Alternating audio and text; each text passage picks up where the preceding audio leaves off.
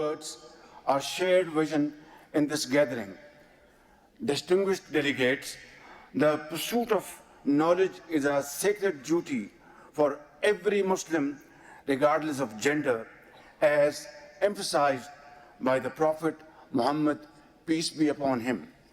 His awe-inspiring message was preached in a society which was still in darkness and even in denial of the basic rights of women to exist in the world. In response to these grave injustices, Islam introduced a transformative social paradigm that declared the pursuit of knowledge as the true measure of social esteem. History is witness to the resilience and determination of women who have thrived even within the limited spaces afforded to them, breaking the shackles of societal servitude and leaving their indelible mark on society. From the early days of Islam's history, al-Mu'mineen, Hazrat Khadijatul Kubra, Raziyallahu Ta'ala Anha, stood as an inspiring example of a successful businesswoman.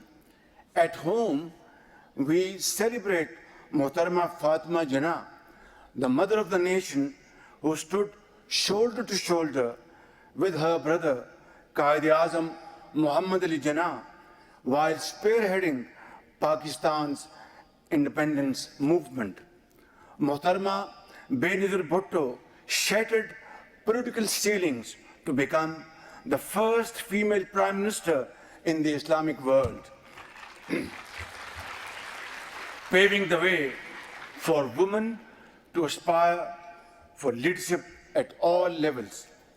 Arfa Karim, late Arfa Karim, made history as the youngest Microsoft certified professional at the tender age of 9 years only.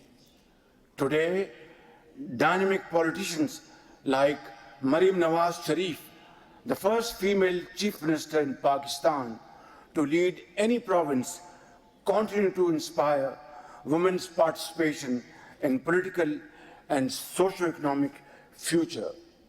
Distinguished delegates, despite our rich legacy, the Muslim world, including Pakistan, faces significant challenges in ensuring equitable access to education for girls. Denying education to girls tantamount to denying them their voice and their choice, while depriving them of their right to a bright future. In Pakistan, women make up more than half of the total population, yet the female literacy rate stands at only 49%. Alarmingly, around 22.8 million children in the age bracket of 5 to 16 years are out of school, with a disproportionate number being girls. Inadequate infrastructure, safety concerns, as well as deeply entrenched societal norms further exacerbate the issue, creating a cycle of deprivation that spans generations. Ladies and gentlemen, our founding father, Quaid-e-Azam Muhammad Ali Jinnah, a strong advocate of women's role in nation-building efforts, famously stated, and I quote, "No nation can rise to the height of glory unless your women are side by side with you." Indeed, the magnitude of this challenge is considerable.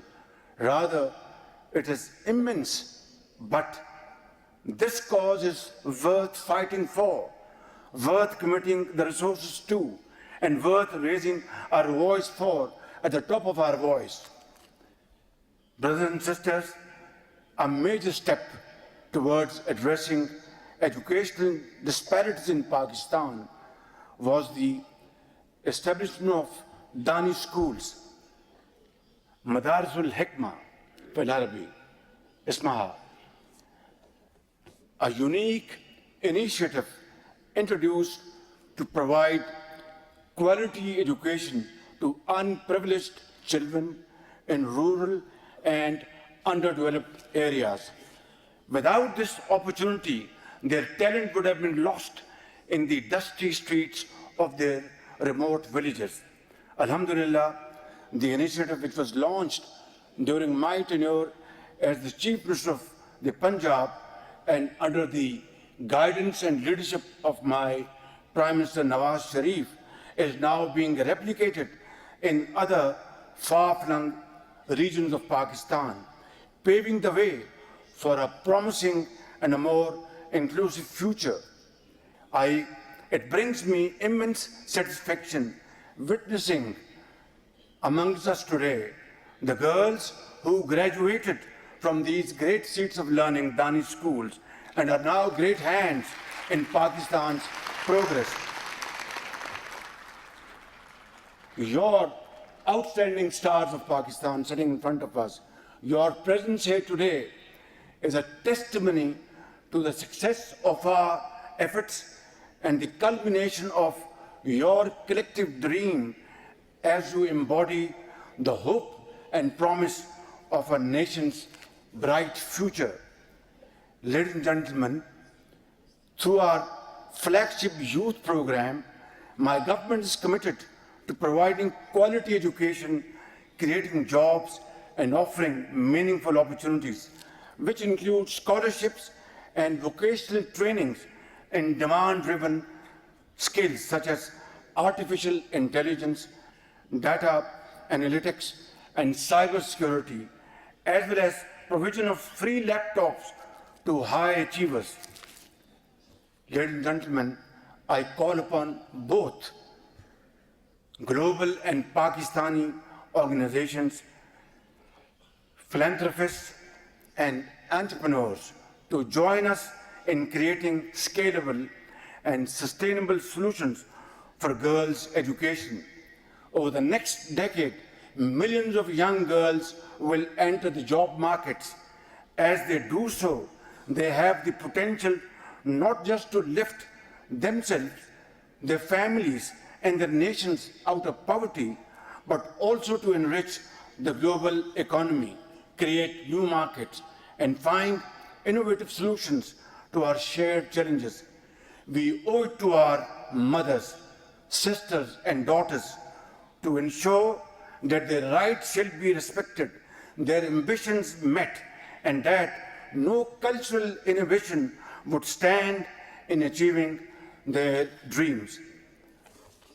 Finally, before I conclude, I wish to announce before this distinguished audience that we have decided to place the Islamabad Declaration, soon to be signed, here in front of all of you, passed today before the United Nations, including the United Nations Security Council, as the collective aspirations of the Ummah.